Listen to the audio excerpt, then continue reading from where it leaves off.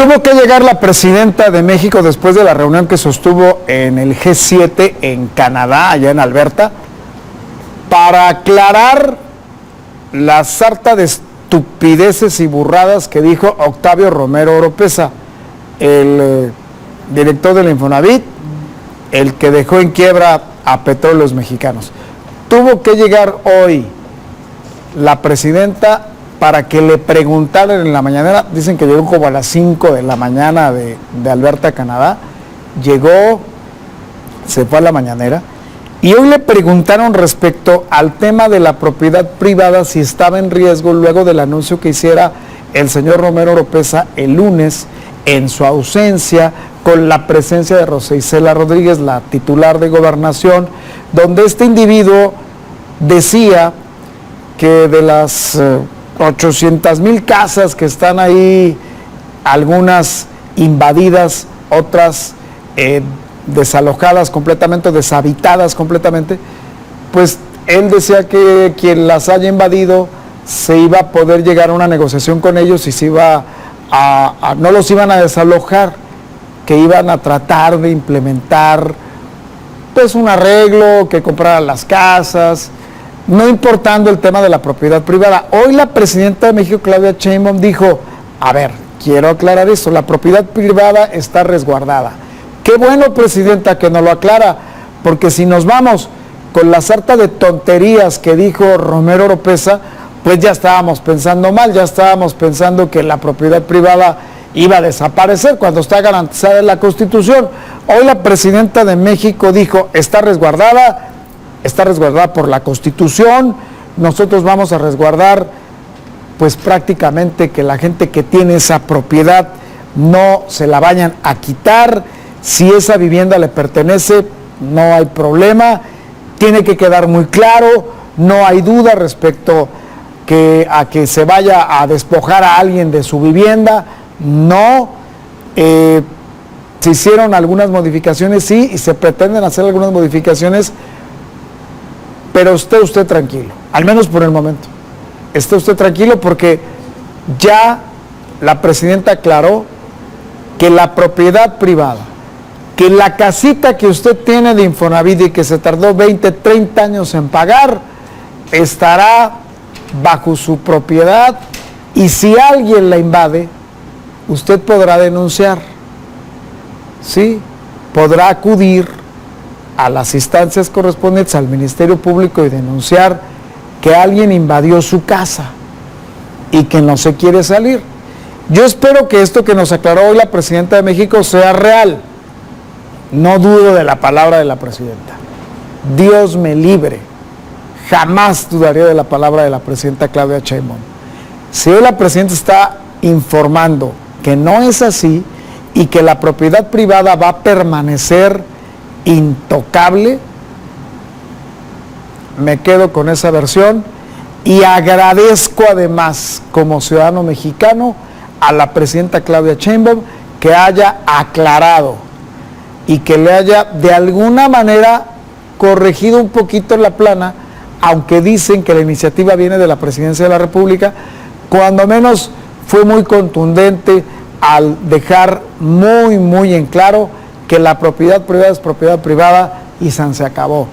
Si alguien está en su casa, que ya invadió su casa y usted ya denunció, no tiene por qué sentarse a negociar con ese invasor, con ese delincuente, porque es un delito. Invadir una casa, invadir una propiedad que no es suya, un terreno, una casa, habitación, no es pues una gracia, es una falta, es un delito que el Código Penal contempla y que sin duda esto va a tranquilizar sobre todo a los mercados. Leía ayer a la Cámara Mexicana de la Industria de la Construcción, la CEMIC decía que esto podría generar cierta incertidumbre, incluso alguien llegó a decir que los créditos hipotecarios se iban a caer porque ya no te garantizaba nada que tú adquirieras un crédito hipotecario en algún banco y de pronto alguien llegara y te invadiera tu casa. Pues no, ¿cómo le vas a hacer si es tu casa? ¿Cómo vas a tratar de hacer la transacción con quien te invadió? Vaya, estas tonterías que son innecesarias. De veras, yo no entiendo. El país está con otro tipo de preocupaciones más grandes. Por ejemplo, el tema migratorio, el tema de seguridad. Y todavía venir a abonarle este señor que habla aquí como el macuspano y decir que ahora ya no van a alojar a nadie. Eso no le abona de veras al país, no le abona, porque la verdad es que incluso genera más incertidumbre de lo que ha sido el avasallamiento que ha tenido la Cuarta Transformación en los últimos años, desde el 2018 a la fecha, y eso ha generado más incertidumbre incluso en los mercados, en quien pretende invertir en un país en donde prácticamente pues ya no habrá contrapesos luego de esta elección corrupta, de esta elección amañada, de este fraude gigantesco electoral que fue la elección del Poder Judicial, porque fue un fraude. Esto no podemos tapar el sol con un dedo, fue un fraude. Los acordeones imperaron, quienes venían en los acordeones coincidentemente llegaron a ser ministros. Hoy escuché al ministro electo, el ministro Aguilar, Hugo Aguilar, decir, no, bueno, yo la verdad es que no, a mí me eligió el pueblo, a pesar de que pues veníamos en los acordeones, pero no, eso no tiene ninguna implicación. Fueron 13 millones de mexicanos los que votaron con un acordeón, pero incluso yo mismo tuve que llevar una libreta y apuntar por la cantidad de candidatos que era. Qué cinismo y a la vez qué soberbia, porque este señor pues va a llegar a ser presidente de la Corte y va a ser una especie de representante, entre comillas, de los pueblos originarios, de los pueblos indígenas. Dice que está valorando si va a usar toga o no. Cosas de esas que no deberían estarse discutiendo, pero bueno, es parte de este segmento, de este grupo, de esta generación cuatroteísta que les interesa más el populismo exacerbado que realmente impartir justicia. Vamos a ver cómo se desempeña Hugo Aguilar Ortiz, vamos a ver cómo va a llegar a las sesiones de la Corte. Dice que con un traje originario. Bueno, pues habría que verlo, hay mucha gente que está de acuerdo, hay mucha gente que no está de acuerdo. Y luego, ¿qué pasa en el país? ¿Qué está pasando con la ley del ciberacoso que el gobernador Armenta de Puebla envió al Congreso, a su Congreso, y que fue aprobada el 13 de junio, una ley del ciberacoso que lo único que pretende es silenciar, callar, que no se dirijan ataques concretos a específicamente personajes públicos. Luego la disfrazan, Luego la disfrazan y dicen, no, es que es para todos, para que no acosen a través de las redes sociales a la gente, pero bueno, pues también aplica a estos integrantes del gobierno. Por eso estamos haciendo esta ley que se aprobó. Qué bárbaros, porque la verdad es que el artículo 480 de esta ley del ciberasedio va a aplicar a quien se le ocurra, fíjese usted muy bien, a quien se le ocurra decirle al gobernador de Puebla que es un corrupto, a quien se le ocurra decirle al alcalde de Puebla que es un corrupto, porque ellos se van a sentir ofendidos. Este artículo, el 480 del Código Penal del Estado, aprobado el 13 de junio en Puebla, es muy concreto. Se aplica a medios digitales, redes sociales, mensajes y correos. Quien insulte, fíjese usted bien, quien insulte, injurie, ofenda, agravie o veje a otras personas con la insistencia necesaria para causarle daño o menoscabo en su integridad física o emocional. Quien incurre en ello podrá recibir 11 meses, de 11 meses a 3 años de prisión y una multa de 50 a 300 días de la UMA. Eso se llama censura. Eso se llama censura. Y ojo, porque si Puebla lo aprobó, no va a faltar quien se le ocurra en algún otro estado de la República decir, oye, esa ley poblana podría aplicar en todo el territorio nacional. Sería muy lamentable que esta censura, bajo el disfraz de protección, pues pueda convertirse en una ley nacional. Si ya se aprobó en Puebla, ¿qué podemos esperar?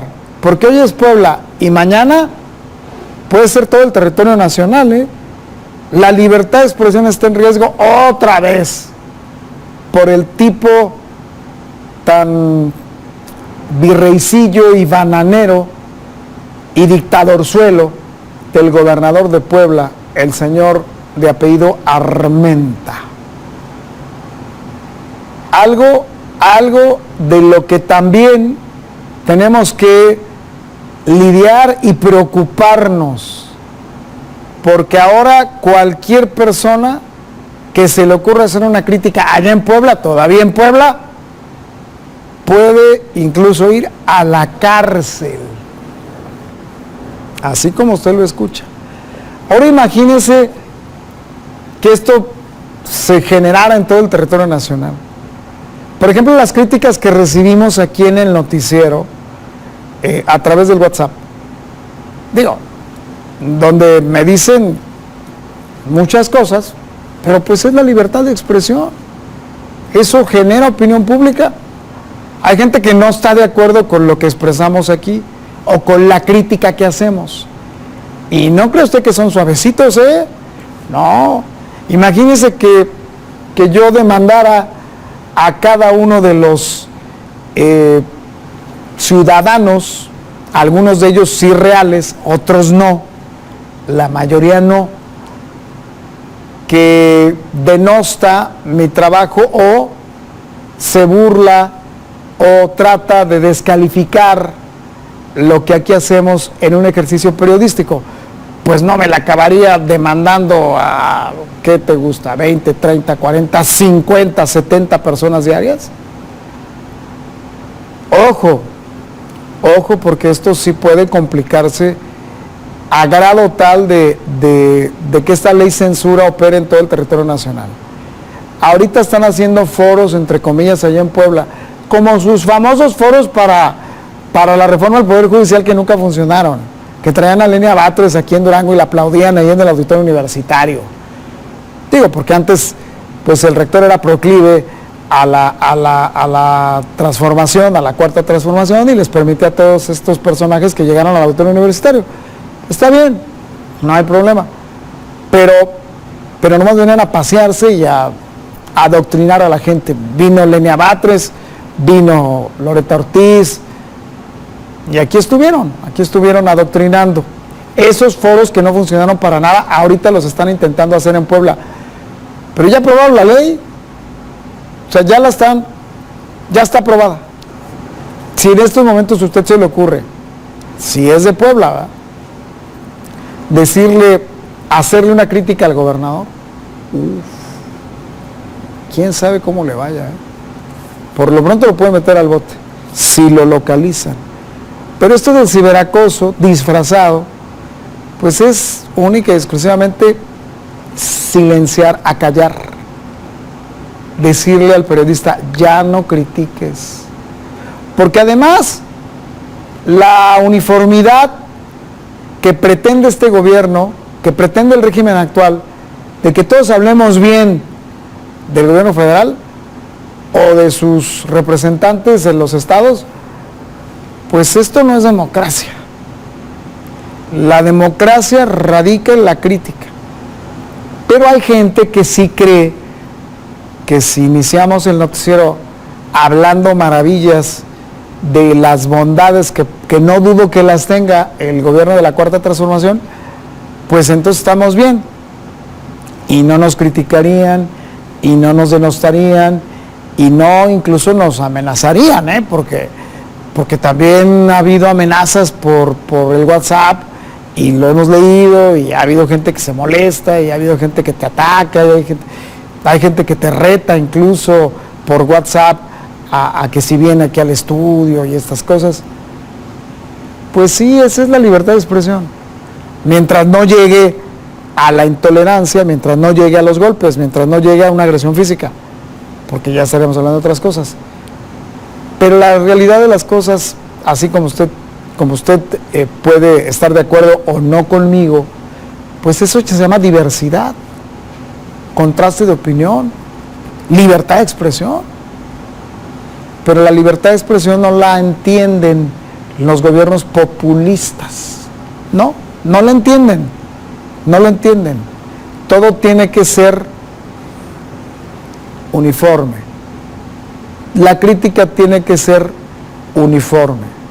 Al gobierno en turno no se le debe tocar con el pétalo de una rosa, porque sería convertirse en sus enemigos apátridas y demás conceptos y adjetivos que se están generando desde hace prácticamente 6 años, casi vamos para 7, que así es, y así se expresa la mayoría de los 20 y tantos gobernadores surgidos del Movimiento de Regeneración Nacional, el partidazo oficial. Entonces, ¿qué pretende el gobernador Armenta? Que su ley sea aprobada en todo el país. Toco madera, ojalá no sea así. Ojalá no sea así, porque pues entonces estaríamos entrando ahora sí en una dictadura total, en un formato cuadrado, para que nadie pueda expresar absolutamente ninguna crítica. Qué triste sería eso. Ojalá le echen abajo su ley. Ya lo dijo Rosicela Rodríguez hoy, ayer lo dijo. No, en el gobierno no censuramos a nadie, en el gobierno federal, pues cuando menos eso también me da alivio. Pero no vaya a ser que el Fernández Noroña, ya vieron que Fernández Noroña anda en Roma, se fue a Roma. Le vale gorro lo que diga la presidenta de la República de la austeridad, le vale gorro lo que diga el Andy, y bueno, el Andy no dice eso, pero a Luisa María sí. Luisa María Alcalde, la dirigente nacional de Morena, dijo que tendría que haber austeridad, y lo dijo la presidenta. Le importa poco. Lo vieron en el vuelo de Aeroméxico, el número 70, rumbo a Roma. ¿A qué va Roma? ¿A qué va Roma el señor? Espero que se haya llevado sus jabones Sote para, evitar ahí en el avión. Vas a viajar 12 horas, hermano, ahí en el tubo del avión. Ya después de las 4 o 5 horas ya empiezas a desprender ciertos olores cuando no te bañas. Yo espero que haya llevado sus jabones para evitar esto, o sus perfumes caros de Francia. Espero. Míralo, ahí está. Muy bien, Fer. Roma, Aeroméxico, el número 70.